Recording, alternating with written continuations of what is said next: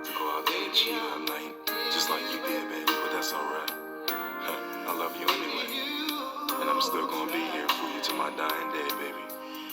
Right now, I'm just in so much pain, baby, because you just won't come back to me, will you? Just come back to me. My heart hurts, baby, yes, I feel pain too. Baby, please. To the end of the road, till the end, still I can't let go. And then nothing hurt anymore. You have set out deliberately to cause fear and misery to everyone in this family. This has been hanging over us for weeks.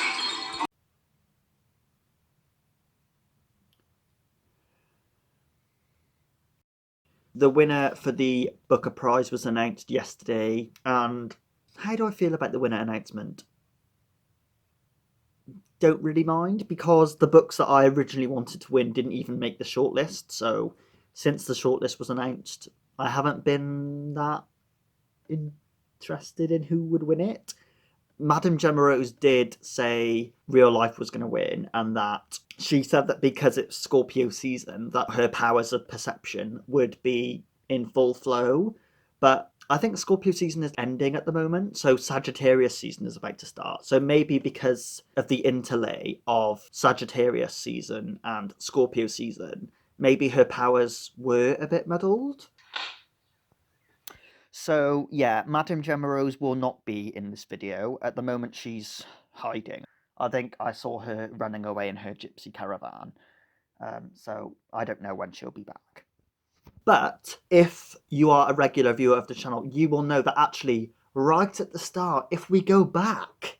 Remember that now, I want y'all to follow me. Stay with me, stay with me. If we go back, I actually originally said, before I read any of these books, that Shuggie Bain was giving me winner teas, winner vibes. It sounds fun, and it sounds like sassy with the mother, but it's also, I think it's meant to be quite sad, but I think that would be good on the shortlist. And it's been compared to How Late It Was, How Late by James Kelman, and it's set in the 80s under Thatcher, so I'm excited for that. So I think this one could possibly win it, but then How Late It Was, How Late won it, so I reckon maybe this one will be tied first place with Hilary Mantel. I'm getting those kind of vibes with it, but I reckon this one will be on the shortlist.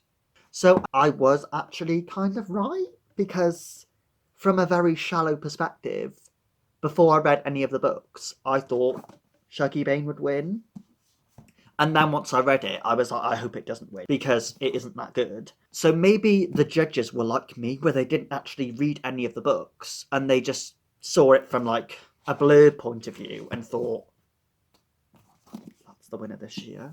They choose the long list, and then when they announce the shortlist, they have to read it again. So I'm sure once they reread it, if they reread it, they would know that this isn't winner quality. But I'm not a judge, thankfully. When I was also doing a bit of research for this video, just to see what other people were saying, and what like news outlets were saying, they were saying that the judges made the decision really quickly in their final meeting. So possibly I could be right that they didn't actually read the books. Yeah, what was this? Was this in The Guardian? It was a unanimous and quick decision. That is what the Booker's literary director, whatever that means, Gabby Wood, said. So that's real evidence. Maybe I shouldn't be surprised that it won because it's set in the 80s. If we look at the list of judges, they all kind of look like they were around in the 80s, don't they? They're quite middle-aged and older. So I think that was in the book's favour very much as well. I want to have a moment to shine a light on this beautiful Christmas jumper that I bought. Look at it. It's actually got like the Middle Earth writing. I want fabulous, that is my simple request. All things fabulous, bigger and better in this. I love this jumper so much. The company I bought this jumper from, I bought like 4 other Christmas jumpers from them because I absolutely love these. When I do my November favourites, you'll see more of those. I also have my obligatory cup of tea in my big Darth Maul mug. because I am feeling quite villainous today.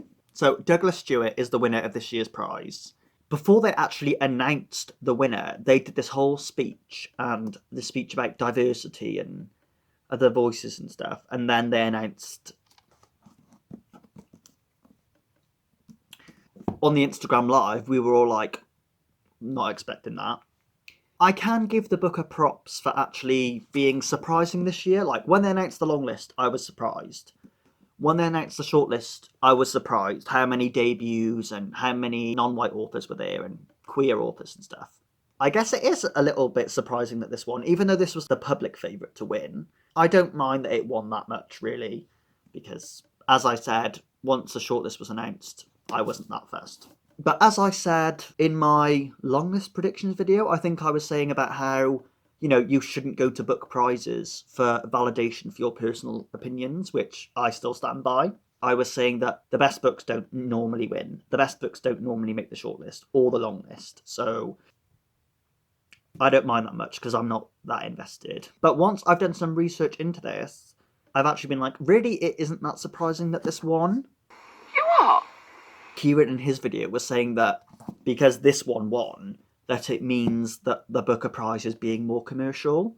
But they did still have like Mirror and the Light on the long list, and some of the books on the shortlist weren't really that commercial. I think if they were going to make it more commercial, they wouldn't really have those books on the list very much at all. And I think with Girl, Woman, Other winning last year, I haven't read it yet, but I do want to read it soon. But I don't think that's a very commercial book. It's not like a traditional novel where it has one narratorial point of view. It follows like 12 different characters or something, doesn't it? So I think it's probably more a case of that they like things to ebb and flow a little bit. So some years they want a more difficult literary book to win, like Milkman the other year.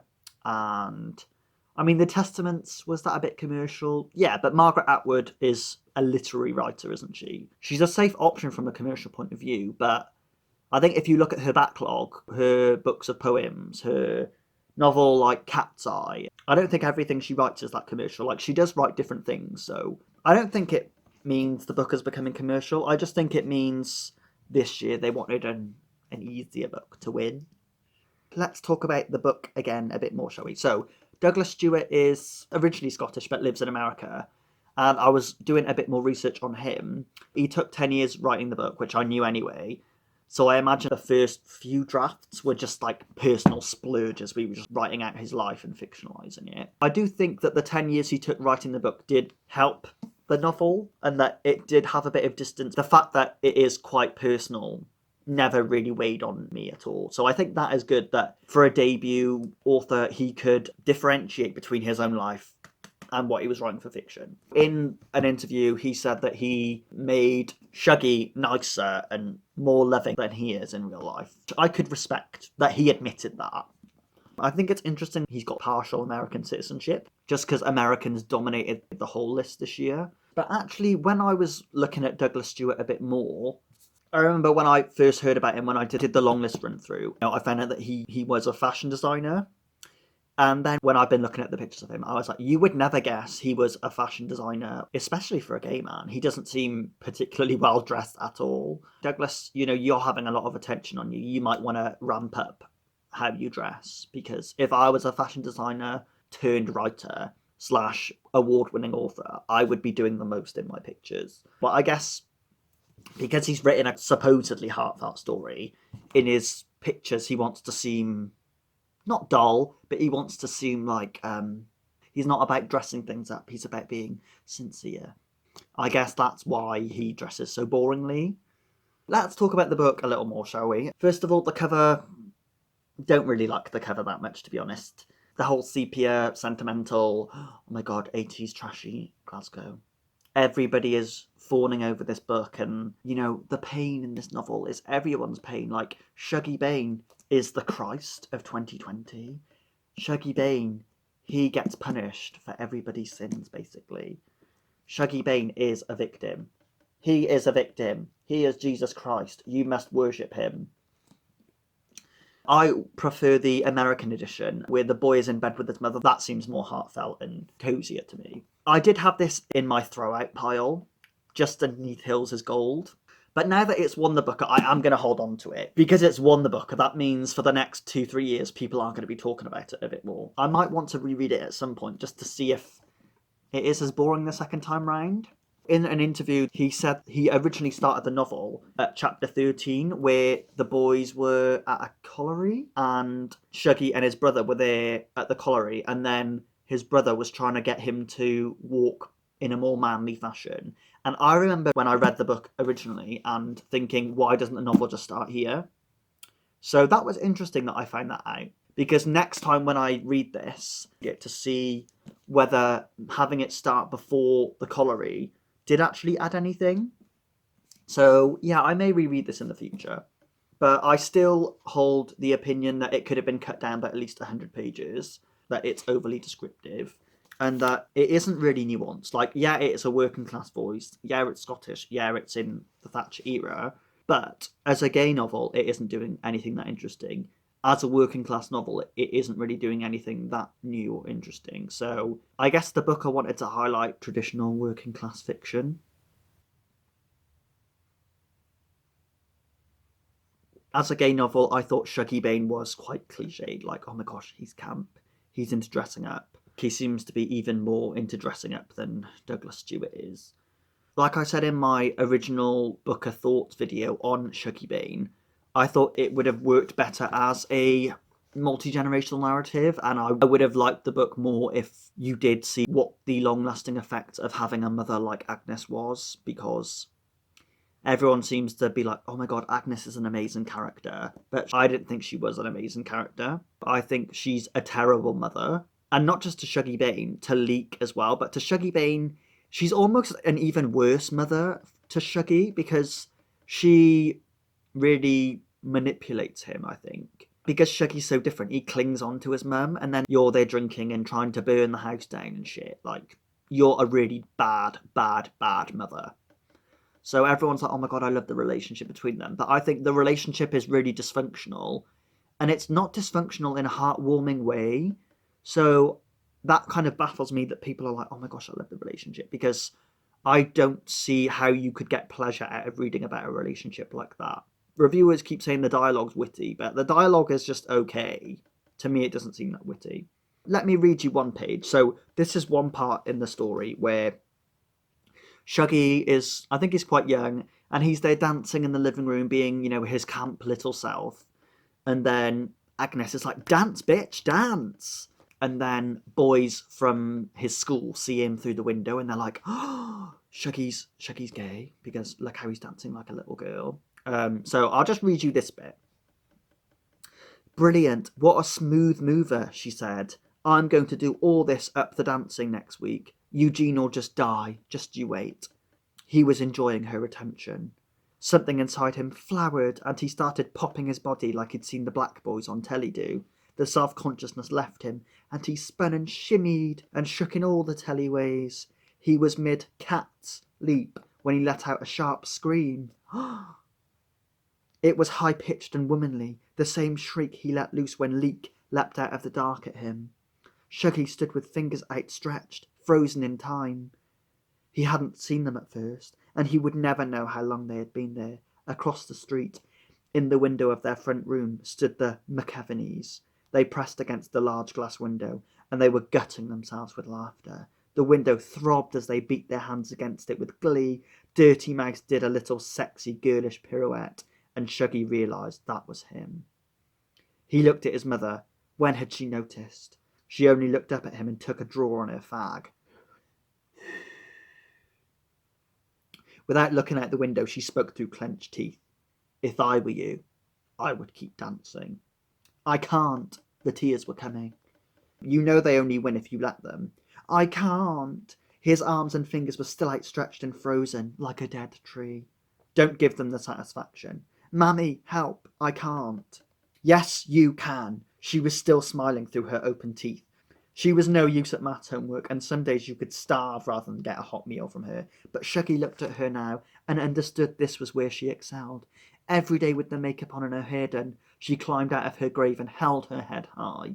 When she had disgraced herself with drink, she got up the next day, put on her best coat, and faced the world. When her belly was empty and her weans were hungry, she did her hair and let the world think otherwise.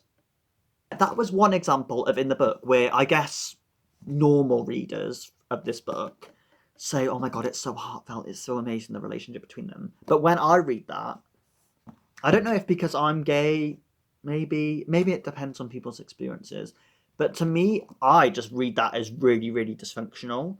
Like, I imagine if the similar thing had happened to me, like I'd been in the living room with my mum dancing, and then boys across the street had seen me, if my mum had said, you keep on dancing, I would have been like, no. I don't see why Agnes would want to embarrass him even more in front of the boys. But in the story, it's like she should be saying, you shouldn't care what people think, Shuggy. Dance, baby, dance. But really, I'm like, no, she should be drawing the curtains and like protecting your child. Like, why would you want to have people make fun of your child? And then it makes out like, oh my god, Agnes is such a queen. Even though she's been a really bad, shitty mum and a bad person, she'll strut out the house every day in her heels. Oh my god, she's so fierce. But I'm like, no, if you've spent all the money on drinking, you're not feeding your children. I don't care if you leave the house head held high or not. Like, why would you want to be proud of doing something like that? And I don't think that means that necessarily she's proud of doing that, but if I was like that, I would be walking out the house like that. If I lived across the road from someone I knew who was abusive to her kids and was neglecting them and drinking every day, I would be giving her dirty looks as she left the house. You scum. Selfish, lying, cheating, money-grabbing scum. I would be, well, I mean, first of all, I would be like, Agnes, can I help at all? But the neighbours kind of try to help, and then Agnes is still like, no, I'm too above the fray, and I'm too much of a queen to accept help. So obviously then the neighbours are going to give you dirty looks and stuff like that. So to me, Agnes is no queen. To me, Agnes is someone who would be out the front of the palace in the gutter, drunk.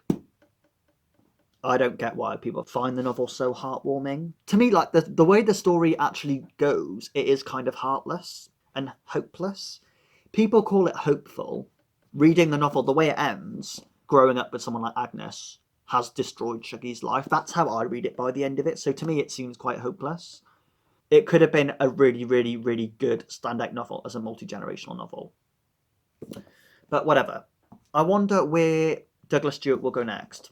Apparently he's already written his second novel, which is called Loch Awe. And then he's mentioned that he's writing a novel about like gangs in Glasgow. I think it's meant to be like a kind of gay Romeo and Juliet story. So I don't know if that's the Loch Awe story or if that's a different one, but I am excited to see where he goes next. Going back to why the booker made this decision. When we were on the Instagram live, we were kind of doing some conspiracy theories and getting our thinking caps on, our detective caps. When they did the announcement in the ceremony, they did the whole speech about diversity because maybe the woman who announced it, if she was one of the judges, maybe she wanted a different author to win that was more diverse and that she was being shady in her speech in the run-up to Shuggy Bain. But I don't really think that's true now, thinking about it a bit more. I think because they got like an older debut writer, I think maybe they want to really give hope to middle-aged and older people who are writing novels for the first time. So I think that is a really good thing to do, because I think a lot of older debut writers do get overlooked because of the way the publishing industry and the media kind of really fetishizes young writers. What else? Looking at the Booker backlog, a Scottish writer hasn't won since James Kelman in 1994, so it has actually been a really long time. So I am glad that a gay Scottish working class writer has won it. And when I thought about it a little bit more, I thought, what about from a publisher's point of view? The Booker normally has like a run of like 5, 6, 7 different publishers that are constantly on the long lists and short lists and winners. So there's like Canongate, there's Hamish and Hamilton, there's Penguin, among others. And Picador is one of the ones where they get long-listed a lot and things like that. But Picador hasn't actually won since John Banville's The Sea won it in 2005. That's been 15 years since they won it. So maybe they did want to give Picador more of a shout-out. they publish a lot of literary fiction. Like, they're not really a commercial publisher. So I am glad that Picador are doing well with this book.